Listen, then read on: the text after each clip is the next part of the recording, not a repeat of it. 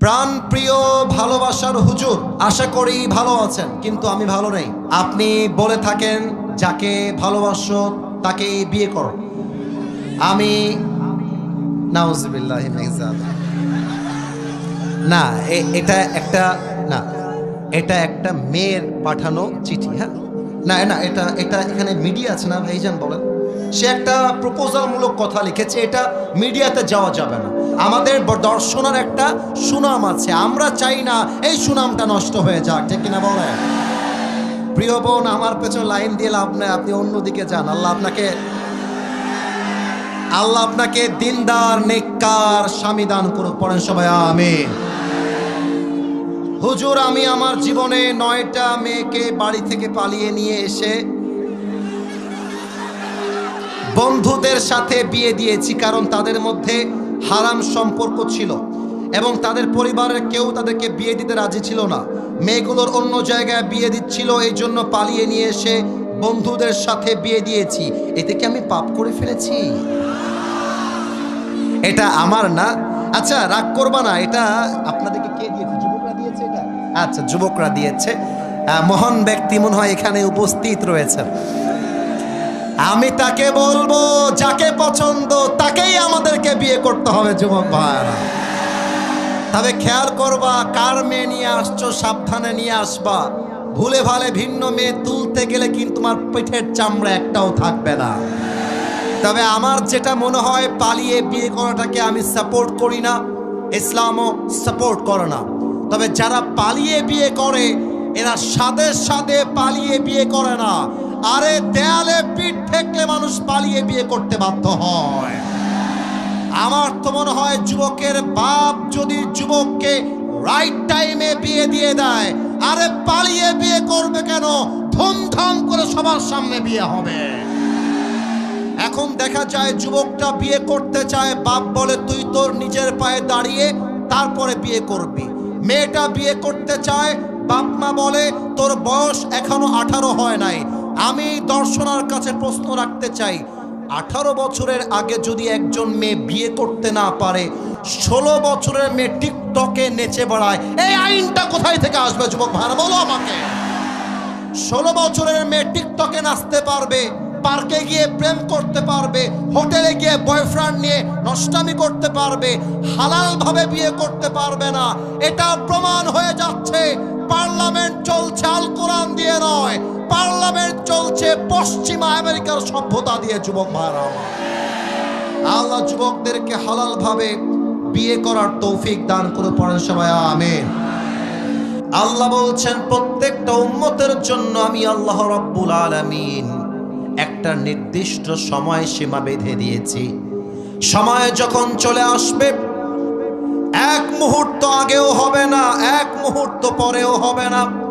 Right টাইমে মালাকুল মউতকে পাঠিয়ে দিবে একজন, তিনি কে? আপনারা কি বগুড়া জেলা একটা নাম আছে, নাম শুনেছেন? বগুড়া, মাশাআল্লাহ। নওগাঁ নামে একটা জেলা আছে, নাম শুনেছেন কেউ কেউ? বগুড়া এবং নওগাঁ দুইটা পাশাপাশি একটা জেলা। আমার মাহফিল ছিল বগুড়াতে। বগুড়ায় মাহফিল করে আমি যাচ্ছিলাম রাজশাহীর দিকে, আমার মাঝখানে পড়েছে নওগাঁ জেলা। আমার ডান হাতের দিকে একটু সবাই খেয়াল করবেন, আমার ডান হাতের দিকে হাত তুলতে হবে না। আমাদের যে বিশ্ব রোডগুলো আছে, highway road, bypass road, whatever, রাস্তার উপরে বিট থাকে, স্পিড ব্রেকার থাকে, থাকে না ভাইজান? স্পিড ব্রেকার উঁচা উঁচা বা অনেক সময় ঢেউ ঢেউ দেওয়া। আপনারা খেয়াল করবেন, স্পিড ব্রেকারের কাছে গাড়ি যদি আপনি ব্রেক না করেন, গাড়িটা উল্টায় যেতে পারে স্পিড ব্রেকারে ধাক্কা লাগলে। তো আমাদের ড্রাইভার সাহেব রাত বাজে 1 থেকে 2টা উনি গাড়ি চালাচ্ছিলেন, কিন্তু সামনে যে স্পিড ব্রেকার আছে উনি খেয়াল করেন নাই। গাড়ি ছিল 100-তে কিংবা 105-এ, খুব স্পিডে গাড়ি চলতেছে। উনি সামনে যখন স্পিড ব্রেকার রাতের অন্ধকারে দেখতে পেরেছেন, ঠাস করে ব্রেক দিয়েছেন। আর এত জোরে ব্রেকটা আঘাত লেগেছে, আমার সিট থেকে একটা আঘাতে আমার এখনো মনে পড়ে, আমি উঁচুতে উঠে গেছি, আমার মাথাটা গাড়ির ছাদে লেগে যাবে, এতটা উঁচুতে আমি উঠে গেছি ব্রেকের চাপে। আর গাড়িটাও এক লাফে কেমনটা যেন উড়ে যাওয়া ভাব, এতটা উঁচুতে উঠে গেছে। আমার একটা মুহূর্তের জন্য ফিল হয়েছে যে লা ইলাহা ইল্লাল্লাহ মুহাম্মাদুর রাসূলুল্লাহ।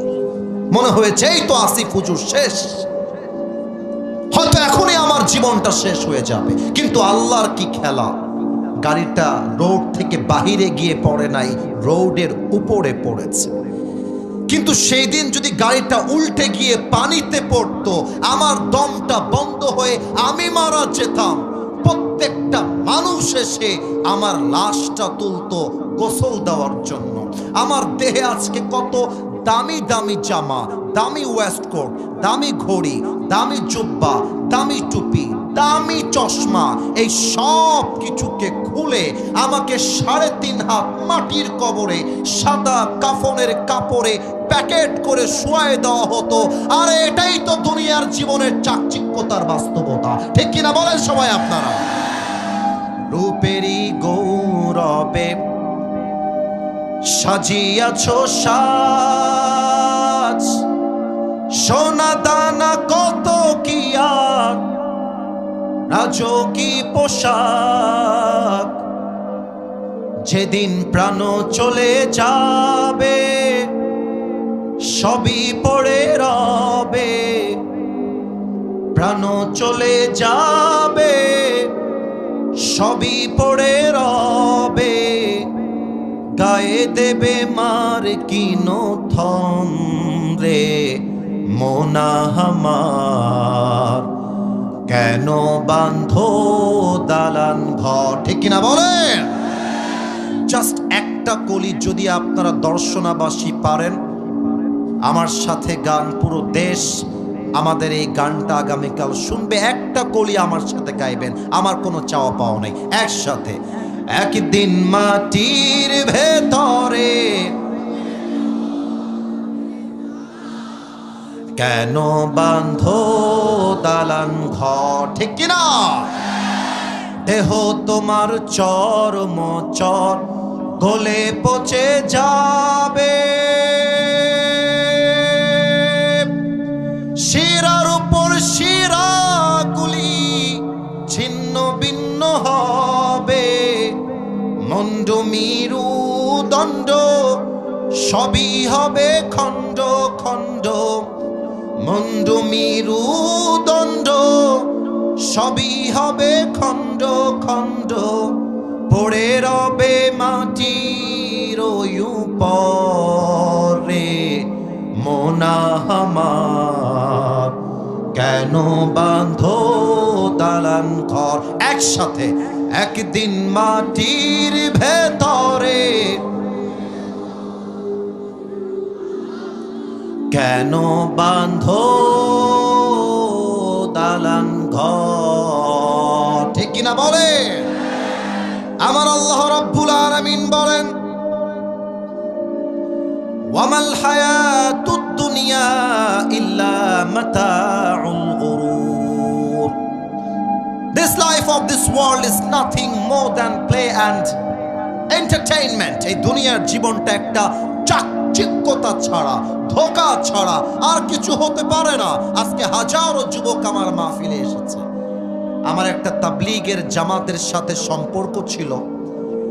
আমি মসজিদ থেকে তাবলীগের দাওয়াতের জন্য একদিন বিকাল বেলা বের হয়েছিলাম 3 দিনের জন্য।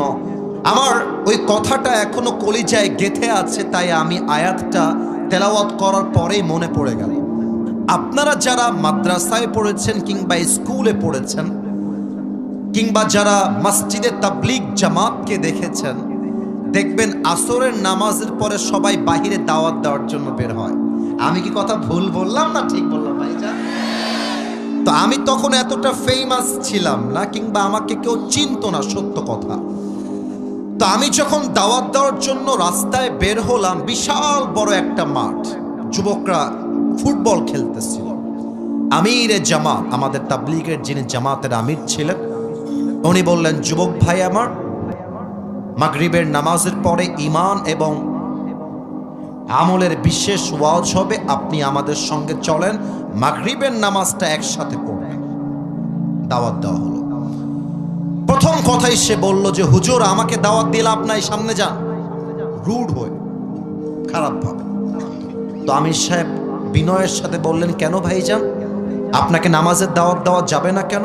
তো যুবকটা বলল, ভাই আমার তো এখনো বিয়ে হয় না, আমি তো বয়সে অনেক ছোট, আমার বিয়ে হবে, বাচ্চা হবে, ওই বাচ্চার বাচ্চা হবে, নানা হব, দাদা হব, তখন গিয়ে হজ করে এসে 5 ওয়াক্ত নামাজি হয়ে যাব, আমার নামাজের সময় এখনো আসে নাই।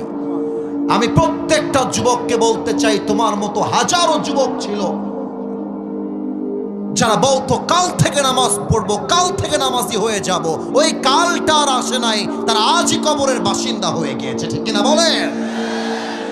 আল্লামা ইকবাল রহমতুল্লাহি আলাইহি লিখেছেন, হুয়ে নামওয়ার বেনিশা कैसे कैसे, ये जमी खा गई नौजवा कैसे कैसे, ये जगह जी लगाने की दुनिया नहीं है, ये इबरत की जा है तमाशा नहीं है, तुझे पहले बचपन ने बरसों खिलाया, जवानी ने फिर तुझको मजनू बनाया, अजल तेरा कर देगी बिल्कुल सफाया, मेरे दोस्त ये जगह जी लगाने की दुनिया नहीं है, ये इबरत की जा है तमाशा नहीं है। এই দুনিয়ার জীবনটা চাকচিক্যতার ধোঁকা ছাড়া আর কিছুই হতে পারে না, ঠিক কিনা বলেন সবাই আপনারা?